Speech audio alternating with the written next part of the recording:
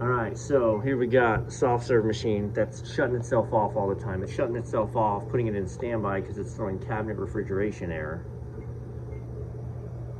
But let's turn this on. Let's see if I can get to my, it says it's 63 degrees in that cabinet. Woo! But I can tell you it's not. Let me get a probe thermometer in here. This cabinet is refrigerated well. So,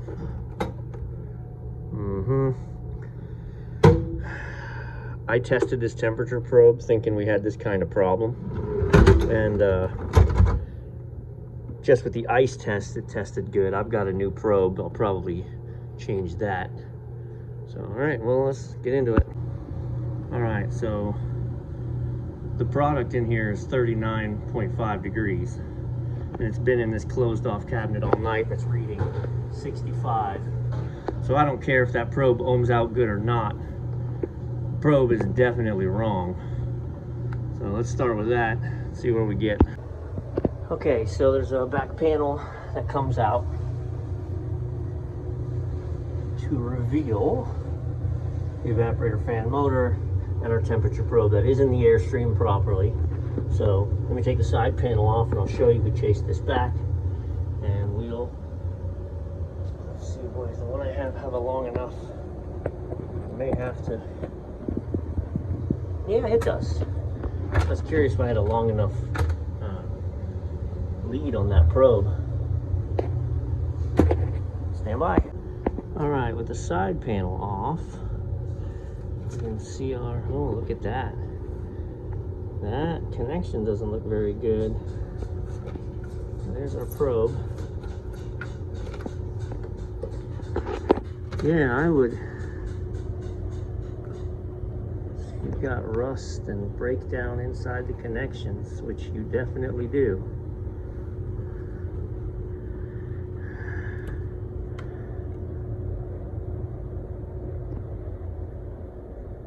I'm wondering if I don't bypass the Molex and just straight wire it. Well, let me get a cup of ice just to show you a fun test, and we'll put both the probes in it.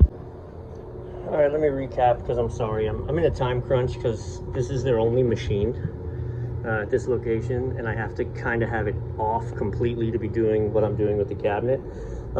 In testing the temperature probes, I put a cup of ice. I put both probes in it, new and old. I actually just ohmed it out. And the old one was ohming at like 42, I don't remember if it was kilo ohms or, you know, whatever, but it was 32, 42. And then the new one was ohming at 31.5 in the same cup.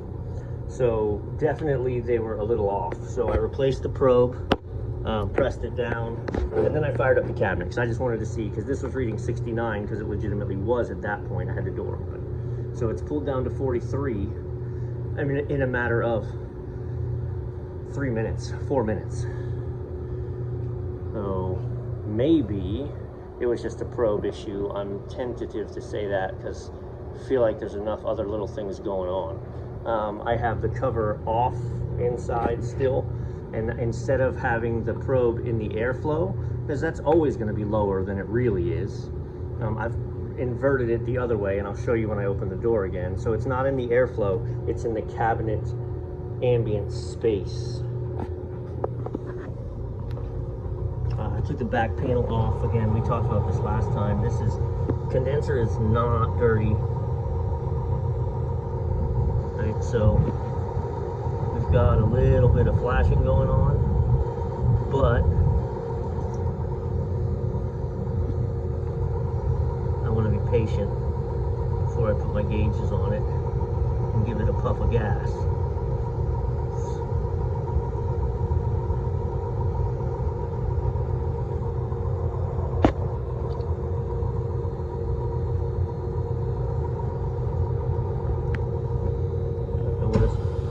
So that's the barrel coming on. And take a look at this. So this is the gear reducing box, and you can see this bearing seal is blown out. So that is very bad news. This is how they're supposed to be, because this is a reducer, right? This thing's spinning at 1070 RPMs, but it reduces this down to, 50 RPMs. This is a non-trivial, very expensive piece of equipment to replace. You're supposed to do oil changes on these every year or 2 years, I don't remember. But you're supposed to, manufacturer says you drop this, you draw out the oil, you put in new, basically pump oil to keep everything fresh in there. So yeah, you can see the rate at which it spins. This is real, reduced down from 1075, right? There's your to that. So this is very bad. Belt stuff, that's typical with these. So you've got one belt much tighter than the other. But in real time, right, we haven't cut video, we're 38. So this cabinet will pull down. I just need to see where it satisfies and stops. Right, so we're gonna keep rolling with that.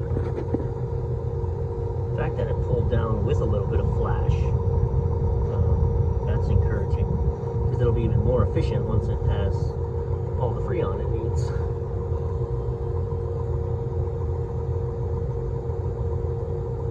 I'm just feeling across the dryer in case there's anything drastic going on there, and I don't feel a difference. The manufacturer would say you won't feel it, right? They say if there's like a degree or two across this, then replace it. But I haven't run into that being a thing. Besides, we'll know when we hook up gauges if we have crazy high head pressure and low suction pressure. But I can tell you we don't, because the compressor's nice and cool. My discharge line is hot, but not crazy.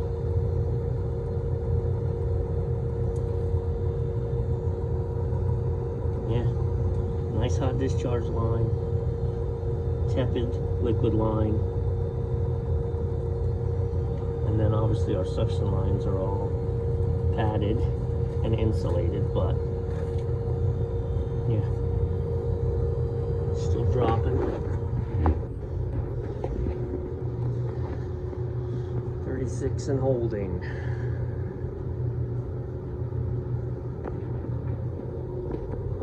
All right, I'm gonna cut out because this is the not exciting part. So in the time it took me to run outside and grab my bottle, we're 35. I haven't hooked up to the high side,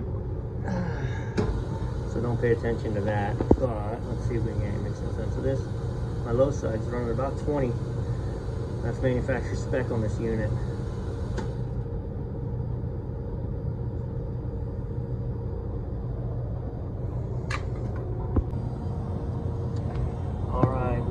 Bump, just a bump. Matter of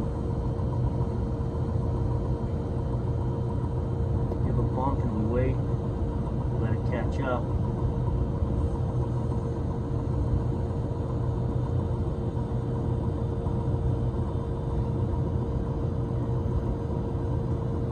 And wait, let it catch up.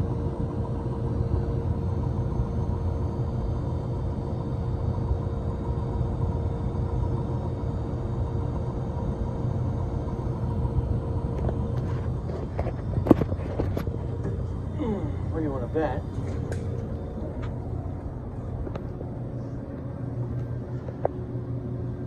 That pulls down pretty good now. It should cut off at 34, so stand by.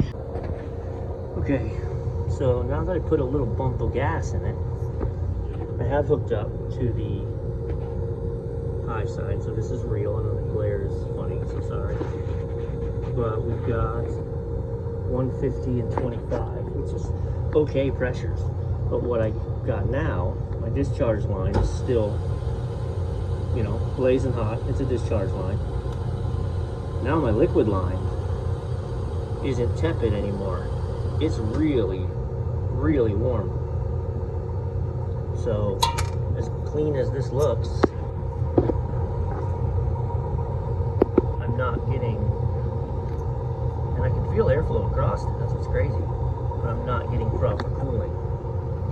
So what happens there is it's too high pressure here when it gets to the TXV, so the TXV doesn't choke it down enough. And I bet when we look here, our temperature's up. Yeah, see? Let's clean the condenser. I'd say there's some impacted debris in there. It foams up with organic material. Holy smokes. So this is clean foam. So I just sprayed the coil with water and then shot the clean foam in with a pump. So it actually dropped all its foam and I sprayed it again, and you can see as it goes in and then pulls it out, it's just pulling out impacted junk. I'm going to pull that panel off so we can see behind the coil as well, and give it a spray from the back side forward. It's crazy because it looked clean and I had good airflow across it. Alright, side glass is clear. Now this has been running for a few minutes. The thing is, you know, we made this wet, so of course our head pressure went down. But as she's dried out, now our head pressure is pretty well leveled back out to 150, 22. But now my liquid line is not hot like the discharge line. So that discharge line is blazing hot. And I'm actually getting cooling now. I checked the amp draw on the fan, it was good, so the fan's not overworking, the blades aren't gross. There's a ton of stuff behind the coil in the fan section I had to wipe out. So we were pushing it through.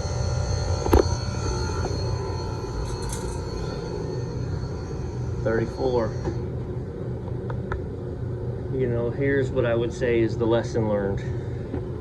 Is, did that just satisfy too? Not yet. Is I trusted my eyes and what I thought instead of what the machine was telling me. Coil was clean, I'm feeling airflow, but I tell you, nothing like I feel now. My pressures were okay,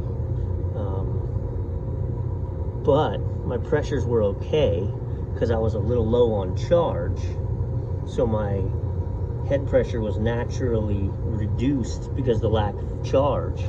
Once I put the proper charge in it, my head pressure went through the roof and I couldn't get the cooling I needed. So we weren't getting the heat transfer, we were pumping the heat into the evaporator coil, which is why we were going up, not down. Gosh, sometimes the simple stuff, right? Temperature probe was part of it. Low gas was part of it.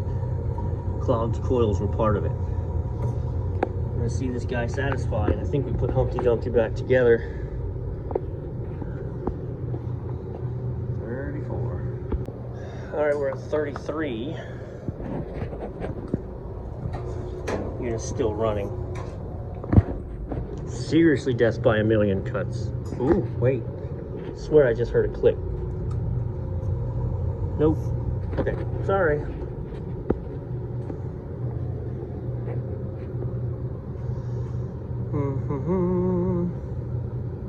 What are we doing? All right, we're gonna check the cabinet settings.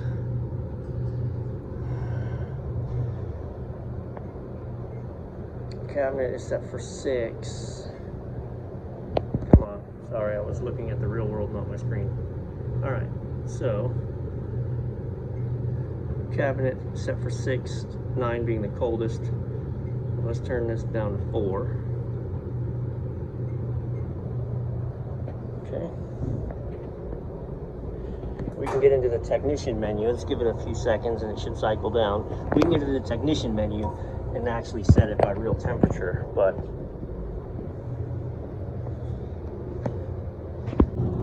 Alright, I got this unit functioning beautiful now. From a temperature perspective, I've got a little bit of time before they open, and since they're isolated, I want to pull one barrel down.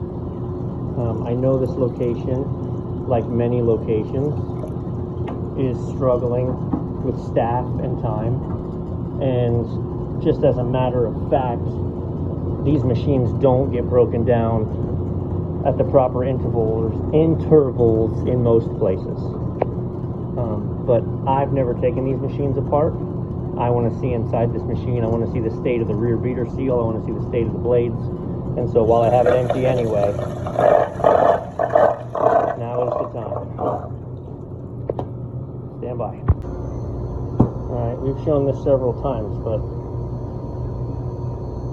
it's easy for operators to think, because service companies are generally snakes. I mean, not you guys, but you know, everyone else.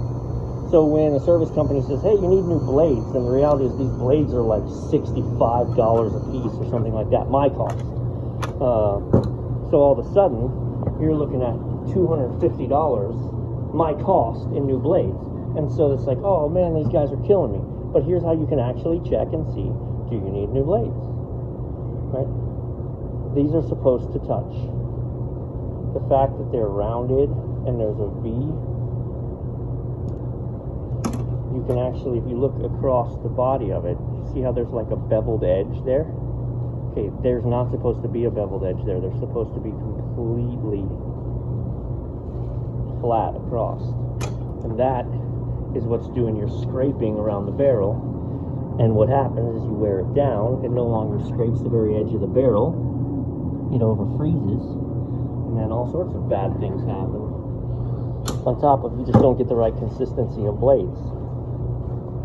So I'm going to reassemble this with their blades. I have blades here. I'll call the owner and see if he wants me to leave them, and next time they take this apart. But also this, you've seen videos of me do this. This is clear lube that the manufacturer says is worn out after 72 hours. Some locations only pull these things down once a month. Doesn't mean they're not cleaning the inside, right? The bacteria is fine, it's not unsafe, but this needs to be a lubricant keeping this spinning properly on the shaft, and you can see it's turned into a solid. It's not even a lubricant anymore. And I bet if I pop this off, yeah. See that groove? That groove is from that O-ring spinning on this aluminum shaft without any good lube.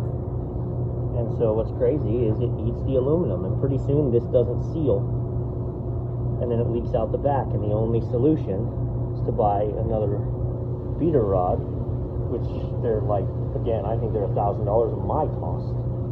So yeah, this is like the Piper coming for you.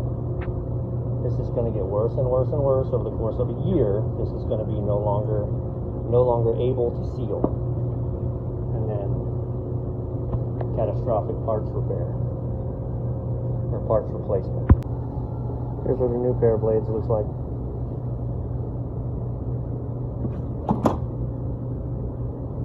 No beveled edge, pure flat. Straight diamond. Now, I mean, after a few months, it's going to wear down. I think realistically, we went 9 or 10 months without changing our blades, and we didn't have a terrible problem with it. But what I discovered is that all of a sudden we were getting poor quality ice cream. The temperature was wrong because there was a little layer of frozen cream all the way around. So yeah, all of a sudden it wasn't recovering. They were getting liquid, and it was all because of bad blades. See if I can show this. I'm going to try and get this started. So what happens now, so our collar slides on, it's nice and tight, and then once it hits the spot in, it actually by default wants to move to there because that's where the groove is, and